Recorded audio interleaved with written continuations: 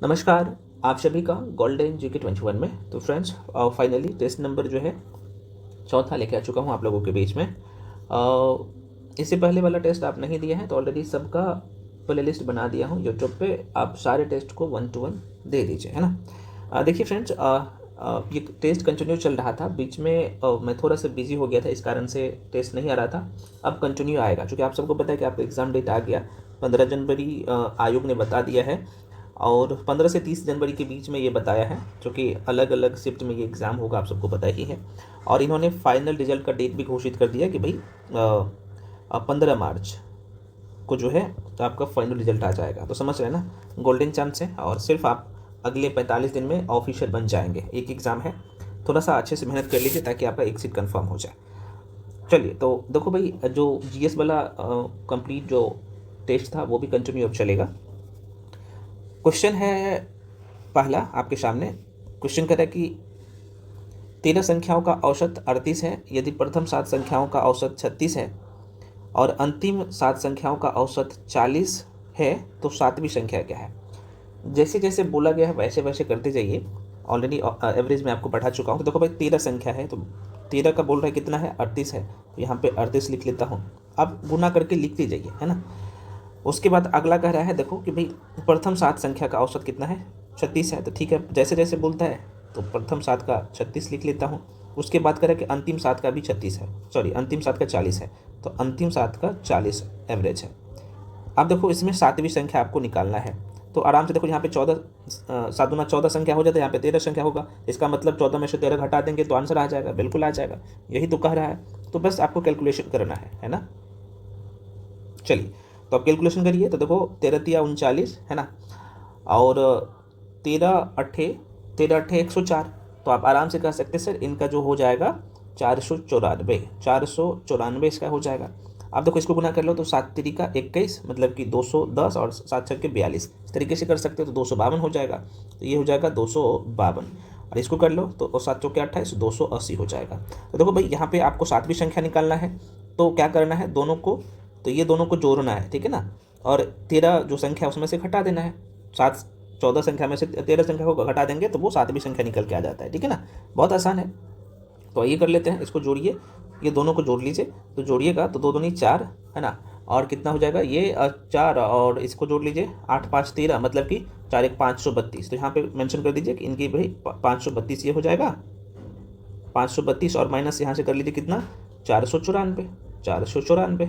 तो कितना निकल के आ जाएगा, आप कहेंगे सर 38 निकल के आ जाएगा। यही आप लोग का आंसर हो गया बस।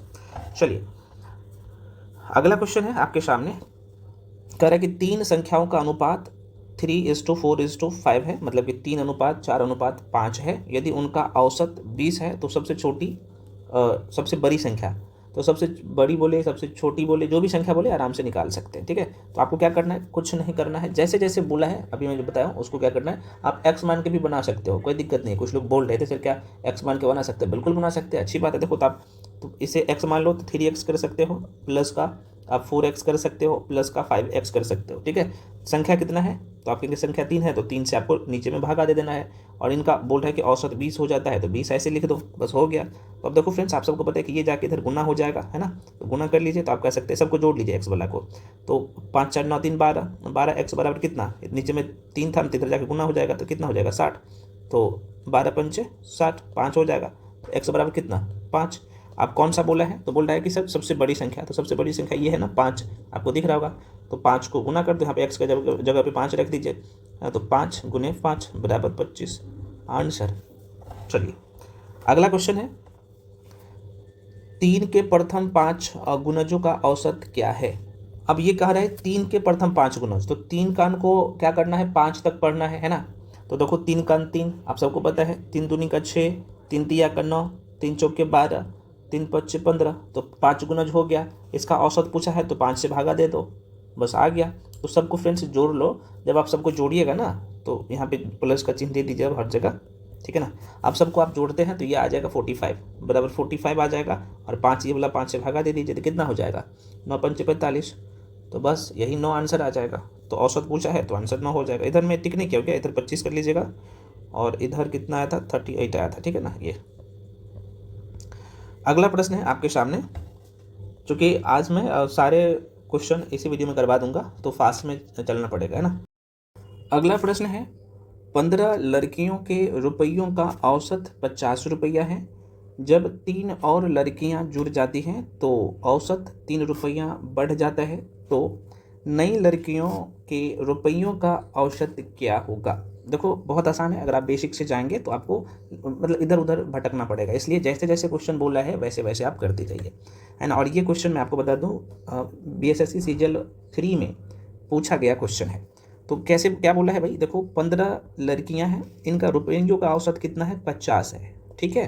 कह रहा है कि अगर 3 लड़कियां और जुड़ जाती है, मतलब कि बढ़ जाती हैं, तो पहले 15 था अब 18 हो जाएगा, तब कितना हो जा रहा है, तो रुपयों में भी वृद्धि 3 का हो जा रहा है। तो पहले 53 है औसत, 50 है सॉरी, अब यहाँ पे 53 हो जाएगा, क्योंकि रुपया में भी 3 लड़कियां भी बढ़ रही हैं, तो रुपया में भी वृद्धि हो रहा है 3 का, आप देख सकते हो।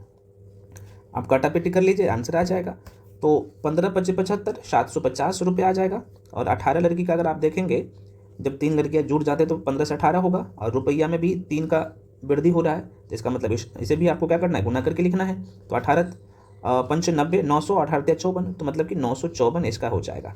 अब घटा लीजिए भाई, अब चूंकि 3 नई लड़कियां का रुपया का औसत निकालना है तो घटाना पड़ेगा। तो पहले कितना था, 15, तो 750 था, अब 18 हो गया, तो ये कितना हो गया, 954। तो आप क्या करेंगे, 954 में से 750 को माइनस करिएगा, तो 204 निकल के आ जाएगा। तो 204 जो निकल गया, ये 3 जो नई लड़कियां बढ़ी हैं इसके कारण से, तो अब इन्हीं तीनों को तो निकालना है, बोला जा रहा है। तीनों लड़कियों के रुपयों का औसत, तो 3 लड़कियां हैं, इसको काटापीटी कर लो, तो 3 छक्के 18, बचा 2, और यहाँ पे 4 ऑलरेडी है, तो 3 8 24, तो 68 रुपया इसका राइट आंसर हो जाएगा। बस कुछ नहीं था क्वेश्चन में, जैसे जैसे बोला जा रहा है करते जाइए, आंसर निकल के आ जाएगा। अगला प्रश्न है मेरे भाई, क्वेश्चन है कि रोहन, ये 25 होगा, 25 रुपया है, रोहन 25 रुपया वास्तविक मूल्य के कितना, तो 450 शेयर समतोल मूल्य पर, या समतुल बोल सकते हो, मूल्य पर जो है खरीदता है। यदि वह वर्ष के अंत में 675 लाभांश प्राप्त करता है तो लाभांश आपको ज्ञात करना। तो सीधे तौर पे बोल सकते हो भाई, जो इसका कड़ाई मूल्य है कितना है, तो 25 का है भाई, आप कह सकते हो 450। वर्ष के अंत में ये बेचता कितने में है, तो आप कहेंगे सर आप निकाल लीजिए, तो ये 25 का कितना है भाई, 450 है, तो आप कह सकते हो ऐसे गुना कर लो। लाभ प्रतिशत अगर आपको निकालना है तो बहुत आसान है, तो आप 450 गुने 25, लाभांश कितना हो रहा है, जो लाभ हो रहा है उसको ऊपर में लिखते हो ना, 675 ऊपर में, गुने में 100, जो कि लाभ प्रतिशत निकालना है, बस आंसर आ गया। तो काटापीटी कर लीजिए ना, देखो 25 चौका 100 है ना, और इसे भी कर लीजिए। तो एक स्टेप आगे भी बढ़ा के लिख देता हूँ, यहाँ पे 675 है, गुने 4/450 नीचे में है, नीचे में 450 है फ्रेंड्स। आप काटापीटी करिए, तो आप जब काटापीटी करेंगे तो ये आपके सामने निकल के आ जाएगा 6%। बहुत आसान था, आंसर क्या हो जाएगा, डी। चलिए आगे बढ़ते हैं। देखो इसलिए मैं बार बार कर रहा हूँ, आप जो बेसिक टॉपिक मैं बोला हूँ इन द सेंस, जैसे प्रॉफिट एंड लॉस होगा, परसेंटेज हो गया आप लोग का, है ना, उसके बाद simple interest, compound interest, average, ये जो बेसिक टॉपिक है अर्थमेटिक आपको कंप्लीट करना ही पड़ेगा। ऑलरेडी आप लोगों को मैं करवा दिया हूँ, तो आशा करते हैं आप लोग कर लिए होंगे। अगला क्वेश्चन है कि एक छात्र ने जितना प्रश्न सही किया उसका दोगुना प्रश्न गलत किया। यदि वह कुल 48 प्रश्न हल करने का प्रयास करता है तो उसने कितने प्रश्न को सही हल किया है, ये पूछ रहा है। अब ऐसे प्रश्न जो देखते हैं एग्जाम में तो लोग डर जाते हैं, भैया डरना नहीं है, और ये ऑलरेडी पूछा गया क्वेश्चन है। तो देखो एक छात्र ने जितना प्रश्न सही किया उसका दोगुना प्रश्न गलत किया। मान लो कि ये छात्र क्या करता है कि भाई ये क्वेश्चन क्या किया, सही किया, तो आप ऐसे बोल सकते हो कि मान लो कि x क्वेश्चन इन्होंने क्या किया, सही किया, या फिर ऐसे बोल सकते हो कि भाई सही जो क्वेश्चन किया इनकी संख्या x है, अब गलत करेगा तो इनकी संख्या जो कि दोगुना है तो 2x है, यही तो है। अब ये बच्चा क्या किया कि टोटल प्रश्न ना 48 क्वेश्चन सॉल्व करने का प्रयास किया। यदि वह छात्र कुल 48 प्रश्न हल करने का प्रयास करता है तो टोटल प्रश्नों की संख्या क्या होगा, 48। तो आप सीधे तौर पे बोल सकते हो कि भाई एक क्वेश्चन यहाँ पे सही कर रहा है, 2 क्वेश्चन गलत कर रहा है, टोटल 48 क्वेश्चन बनाने का कोशिश कर रहा है। तो कह रहा है कि उसने कितने प्रश्नों को सही हल किया, तो आराम से निकाल सकते हैं। एक्स का वैल्यू देखो ये कितना हो जाएगा फ्रेंड्स, तो ये एक एक्स यहाँ पे है और 2x ये है, तो ये 3x हो जाएगा, बराबर कितना है, तो 48 है, 48 है भाई, तो x बराबर कितना हो जाएगा 48/3, तो 16 × 48। तो ये क्या करेगा, जो कि आप सीधे तौर पे बोल सकते हो कि ये सही प्रश्नों की संख्या जो करेगा टोटल प्रश्न जो सही करेगा ये 16 प्रश्न करेगा, बस आ गया आंसर। ठीक है ना। देखो ये आपको ना ये जो कंप्लीट आपको जो PDF है वो आपको बैच में मिल जाएगा, दे दिया जाएगा आपको। अगला क्वेश्चन है फ्रेंड्स आपके सामने। क्वेश्चन कह रहा है कि अगर एक आयत की लंबाई और चौड़ाई में, तो लंबाई में 40% और चौड़ाई में 30% बढ़ा दी जाए तो प्राप्त आयत का मूल आयत के क्षेत्रफल से कितना प्रतिशत ज़्यादा हो जाएगा, मतलब कि कितने प्रतिशत का वृद्धि हो जाएगा। बहुत आसान है, आप सबको पता है कि आयत का क्षेत्रफल बराबर क्या होता है, लंबाई गुने चौड़ाई, है ना। आयत का क्षेत्रफल बराबर क्या होता है, लंबाई गुने चौड़ाई। तो जैसे जैसे बोला है वैसे वैसे देखो ये सारी चीज़ें मैं आपको पढ़ा चुका हूँ आपके बैच में, है ना। आइए देख लेते हैं तो कितना वृद्धि हो रहा है, तो ये 40% और ये 30% का वृद्धि हो रहा है। आयत का जो है ना क्षेत्रफल बराबर क्या होता है फ्रेंड्स, तो आप कहेंगे सर लंबाई गुने चौड़ाई बटे 100 कर लीजिए नीचे में, बस हो गया काम आपका। 0 से 0 काट दीजिए, है ना। अब यहाँ पे देख लीजिए दोनों को जोड़िए, तो जोड़िएगा तो कितना आएगा, तो आप कहेंगे 70 आ जाएगा। 4 3 7 प्लस का ये इसको गुना करिए, 4 3 का 12, तो कितना हो जाएगा 70 और 12, तो आप कहेंगे सर ये हो गया 82, है ना। 82% राइट आंसर हो जाएगा। क्या होगा 82%, बस कुछ नहीं था। अगला क्वेश्चन है फ्रेंड्स, बहुत ही अच्छा क्वेश्चन है और ये भी प्रश्न पूछा गया है अलग अलग एग्जाम में। कह रहा है कि एक वस्तु का अंकित मूल्य उसकी लागत मूल्य से कितना है, तो 28% अधिक है। ठीक है। अगर दुकानदार 25% की छूट मतलब कि बट्टा देता है किसी ग्राहक को, तो लाभ होगा या हानि होगा। देखो ऊपर से आपको दिख रहा होगा कि भाई कहीं ना कहीं लाभ होगा, लेकिन रियलिटी कुछ और है। आइए देखते हैं। तो दुकानदार को लगा ये कि चूंकि दुकानदार इस वस्तु को जो इसका जो कॉस्ट प्राइस था, जो लागत मूल्य था इसका 100 रुपया था, इन्होंने क्या किया कि भाई 28% एक्स्ट्रा चिपका दिया। ठीक है। तो जब इसका जो सेलिंग प्राइस बोल सकते हो, मार्केट प्राइस बोल सकते हो, मार्केट प्राइस ही लिख लीजिए, है ना। तो जब MRP जो मेंशन किया तो ये इस पर 28% एक्स्ट्रा कर दिया, तो 100 पे 28% बढ़ाओगे तो 128 रुपया हो जाएगा, तो इसका दाम 128 कर दिया। अब ग्राहक कोई आया सामान लेने, तो बोला कि हम आपको ये जो 128 रुपया है इस पर क्या करेंगे, 25% का छूट दे देंगे। जब बोला कि हम छूट दे देंगे, तो भाई ग्राहक बोला कि ठीक है भाई हम तो सामान ले लेंगे। अब क्या किया, जब छूट दिया तो अब देखो 128 में 25% का छूट दो आप, तो आप यहाँ पे देखिएगा तो 25 चौका 104, और यहाँ पे आप निकालिएगा तो कितना होगा, 4 दिया का 12 और 3 और 4 दूनी का 8, 32 रुपया होता है। तो 32 रुपया इसमें से माइनस करो, क्योंकि अब जो है इसका रेट तो ये हो गया ना सेलिंग प्राइस वाला, मार्केट प्राइस वाला, तो 32 माइनस करो तो यहाँ पे आ जाता है इनके सामने निकल के 96 रुपया। अब इनको 96 रुपया में जो सामान है उसको बेचना पड़ा, लेकिन सामान वो खरीदा था कितने में, तो 100 रुपया में। तो भाई यहाँ पे इसको नुकसान हो गया कितने का, तो 4 रुपया का। तो ये -4% की हानि हो गया। ये बेचारा शुरू में सोच रहा था कि भाई हम तो सामान खरीदे थे 100 रुपया में, हम 28% बढ़ा दिए, और जो लेने वाला व्यक्ति है उसको 25% छूट दिया, हम तो बढ़ा दिया 28%। उनको ये पता नहीं था भाई साहब को कि ये बढ़ाया था 100 रुपया पे और ये छूट दिया 128 रुपया पे, समझ रहे हो ना। तो यहीं पे उनको नुकसान हो गया, तो 4% का फ्रेंड्स हानि हो गया। आशा करते हैं आपको समझ में, ये डी इसका राइट आंसर टिक कर लीजिएगा। अगला प्रश्न है आपके सामने, कह रहा है कि एक व्यक्ति 40 रुपया के 10 खिलौना की दर से खरीदा और 48 रुपया के देख सकते हैं तो 8 खिलौने की दर से बेचा, तो लाभ प्रतिशत क्या होगा इसमें, ये पूछ रहा है। अब जैसे जैसे बोला है वैसे वैसे ध्यान में रखिएगा। देखो भाई मैं बार बार कर रहा हूँ फ्रेंड्स, ये क्वेश्चन ऑलरेडी बिहार के एग्जाम में पूछा गया है और ये इस टाइप का क्वेश्चन आपके बैच में ऑलरेडी करवा दिया है ना। तो अब कह रहा है कि 40 रुपया में 10 खिलौना खरीदा, तो भाई 40 रुपया को ऊपर में रखिएगा और खिलौना को क्या करिएगा, नीचे में रखिएगा। ठीक है। तो इन्होंने क्या किया, इनको ये खरीदा था, मतलब कि इनका जो कड़ाई मूल्य था, कॉस्ट प्राइस था, जो पैसा लगाया था, इनका जो पैसा लगा था 10 खिलौना को खरीदने में 40 रुपया। ठीक है ना। तो 4 रुपया पर खिलौना इसको पड़ा, है ना, आपको पता ही है। तो आप इसे काटापीटी कर लीजिए ना, तो ये इन्हें 4 रुपया पर खिलौना पड़ा। ठीक है ना। अब इन्होंने बेचारा क्या किया कि जब बेचा तो 48 रुपया में 8 खिलौनों को बेचा, तो इसका जो सेलिंग प्राइस है, अब जो जब ये बेचा खिलौना को, तो ये 48 रुपया में 8 खिलौना ही बेचा, तो 8 से 48, तो भाई आपको पता है कि ये 6 रुपया पर खिलौना के भाव से ये बेच दिया। तो देखो ये लाभ हो रहा है या हानि, चूंकि तो देखो कहीं ना कहीं आपको दिख रहा होगा 4 रुपया पर खिलौना के दर से खरीदा था और 6 रुपया दर से वो बेचा, तो कितने का लाभ हुआ, तो आप कहेंगे सर यहाँ पे लाभ हमेशा कॉस्ट प्राइस पे निकाला जाता है, तो 4 रुपया है ना। और फ़ायदा कितना का हुआ, ये 6 है, तो 2 रुपया एक्स्ट्रा फ़ायदा हुआ, परसेंट है तो 100 से गुना कर दीजिए, तो कितना हो जाएगा 2 और यहाँ पे 50% का, बस काम खत्म। तो 50% का क्या होगा, उसको फ़ायदा हो जाएगा, लाभ हो जाएगा। आंसर हो जाएगा ए।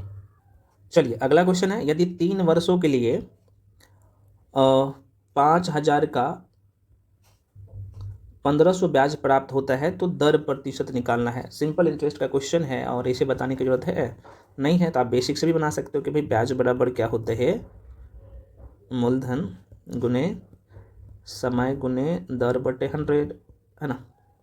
आपको मैं बताया हूँ, इसी फार्मूला से सब कुछ बन जाता है। तो देखो ब्याज कितना प्राप्त हुआ है, तो 1500 रुपया यहाँ पे दिख रहा होगा, 1500। मूलधन कितना है भाई, तो आपको ये सर 5,000 है ना। और इसमें क्या है, दर आपको निकालना है, समय 3 दिया है, नीचे में 100 कर दो, जो कि 100 हमेशा सूत्र में ही रहता है। आपको कुछ करने की जरूरत है, देखो ये 0 से 0 कट गया, 2 0, आपको कटापटी कर लो भाई, ये नीचे चला जाएगा, तो ये कितना हो जाएगा, आप कहिएगा सर उसको ऊपर ही कर लो, कोई दिक्कत नहीं है। और इसे ये दर कितना है, 5 दिया का 15 है ना, तो 150 हो गया, काटापीटी कर लो भाई। और ये 15 धन का 150, तो 10% निकल के आ जाएगा रेट, है ना। दर ही तो हम लोग निकाल रहे थे ना, तो ये 10% निकल के आ जाएगा, बस कुछ नहीं था। अगला क्वेश्चन है, 44,000 रुपये को किसी निश्चित ब्याज दर पर, तो जाहिर सी बात है यहाँ पे बोल दिया कि ब्याज दर पर दिया गया है, निश्चित ब्याज दर पर, तो ब्याज दर निकालना है। तो 3 वर्षों के लिए दिया, 3 वर्षों के लिए, और यहाँ पे बोला है कि साधारण ब्याज पर दिया जाता है, तो यह राशि कितना हो जाता है, तो 44,000 से 62,480 हो जाता है। तो कह रहा है कि यदि ब्याज की दर 4% बढ़ा दी जाए तो नया मिश्रधन ज्ञात करना है।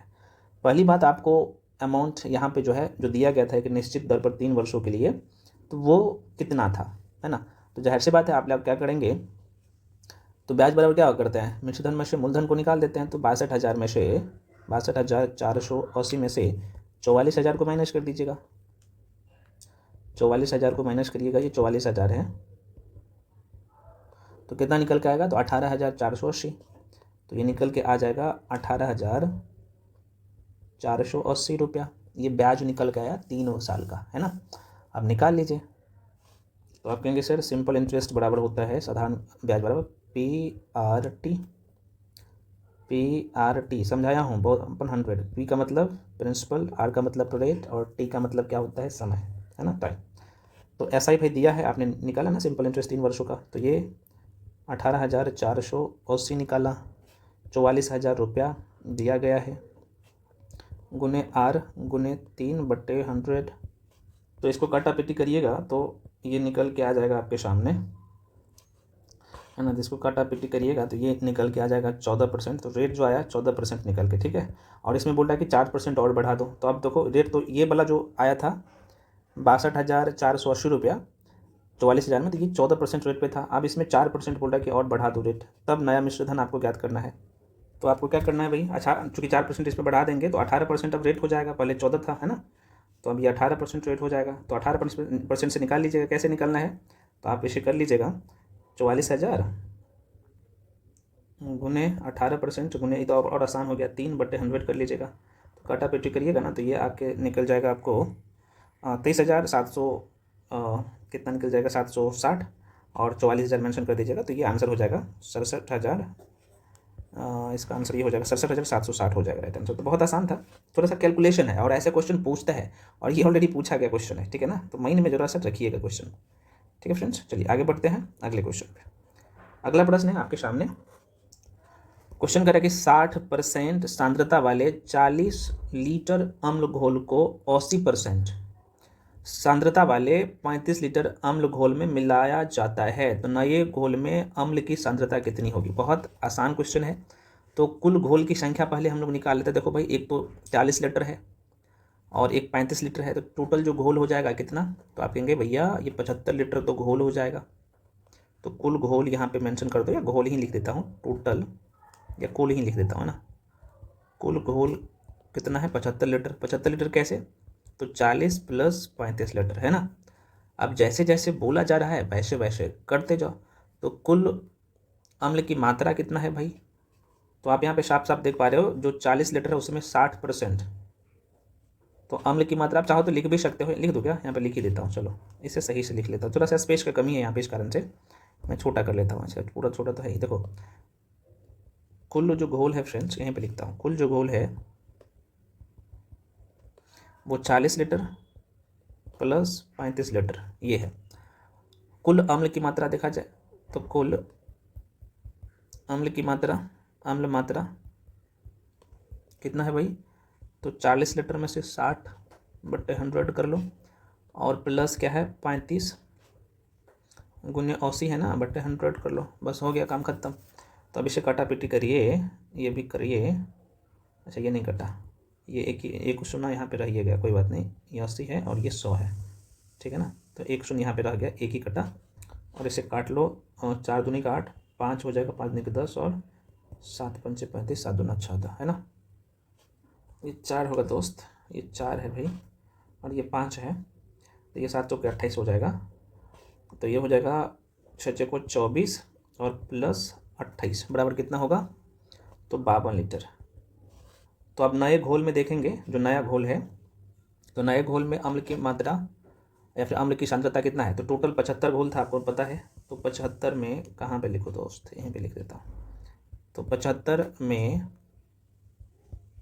कितना है भाई, 52 कर लो, गुने 100 कर लीजिए, बस आ गया आंसर, है ना।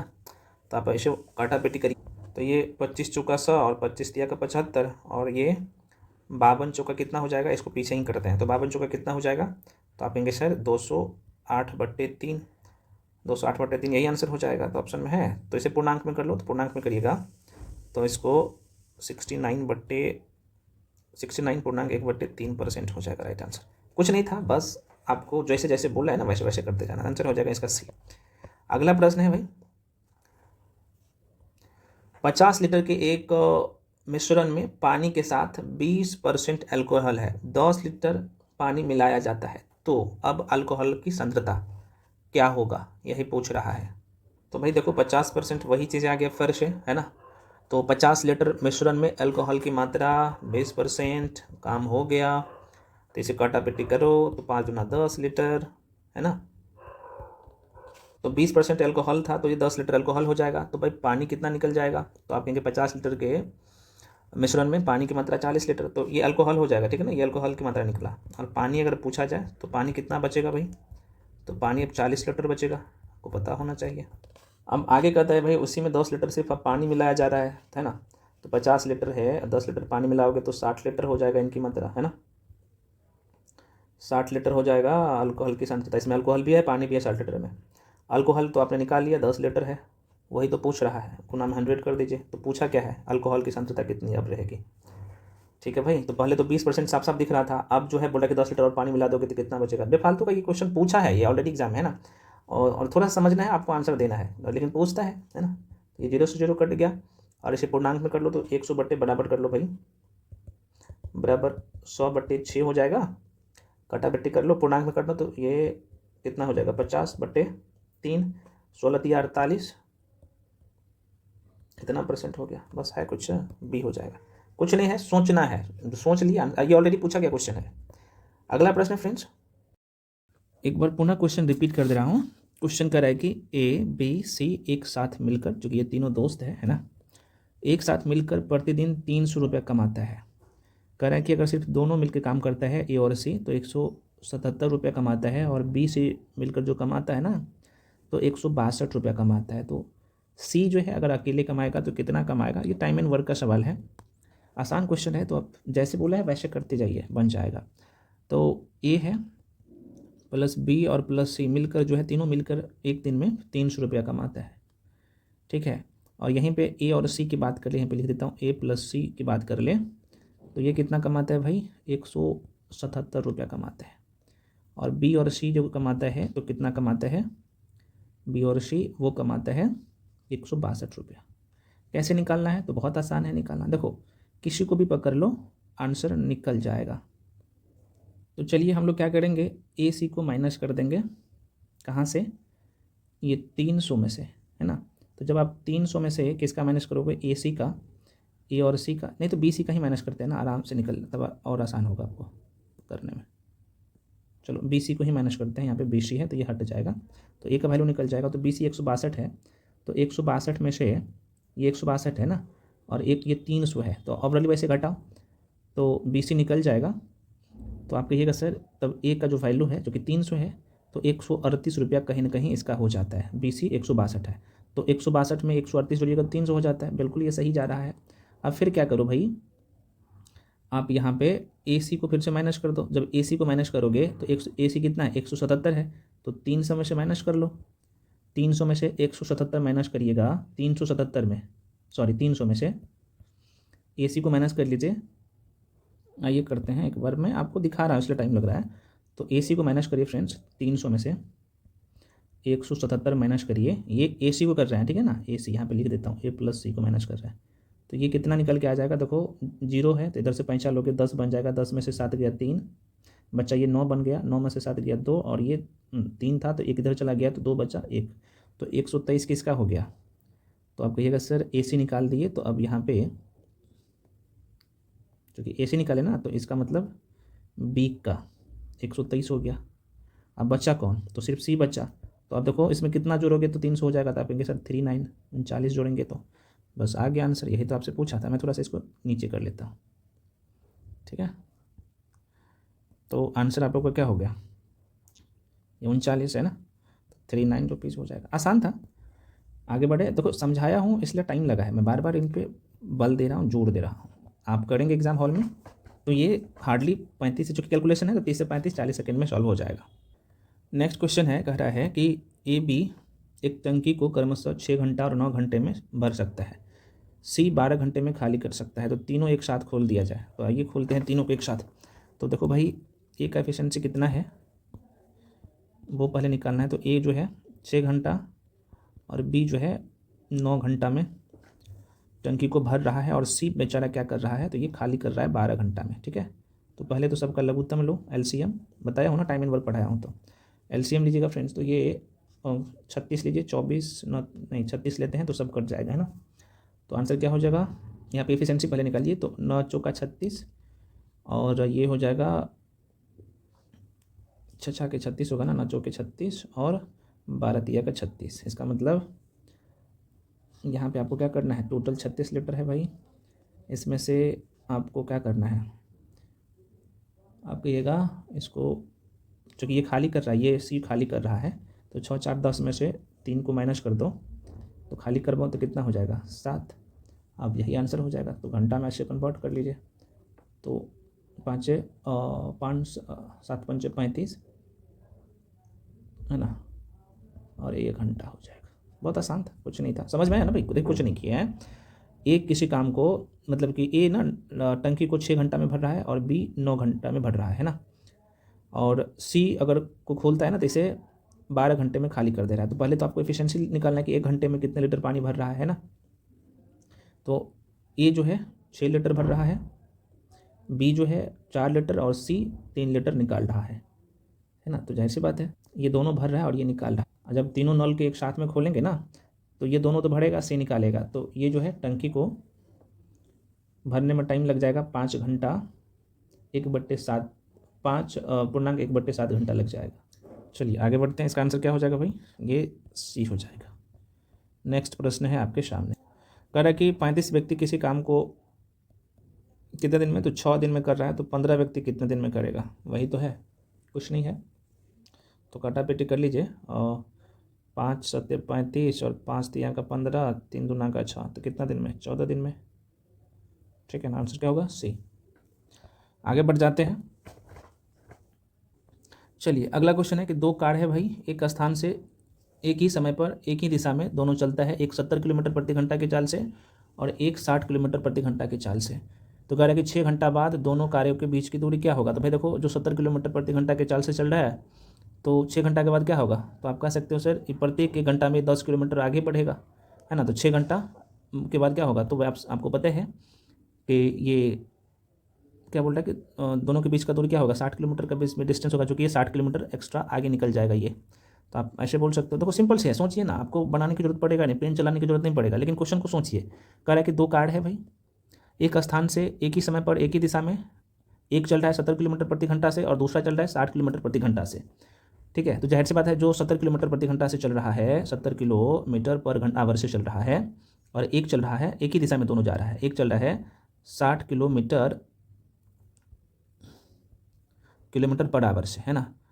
तो जाहिर सी बात है इसका स्पीड ज़्यादा है 10 किलोमीटर इससे, तो 6 घंटा के बाद क्या होगा, तो आप सबको पता है प्रत्येक घंटा में ये 10-10 किलोमीटर आगे बढ़ जाएगा, है ना। तो 60 किलोमीटर, तो बोला कि दोनों कारों के बीच की दूरी 6 घंटे में दो कारों के बीच की दूरी क्या होगा, तो 60 किलोमीटर एक्स्ट्रा ये बढ़ जाएगा आगे, है ना। तो आप कह सकते हो दोनों का अंतर यहाँ पे निकाल लो, 10 किलोमीटर का है,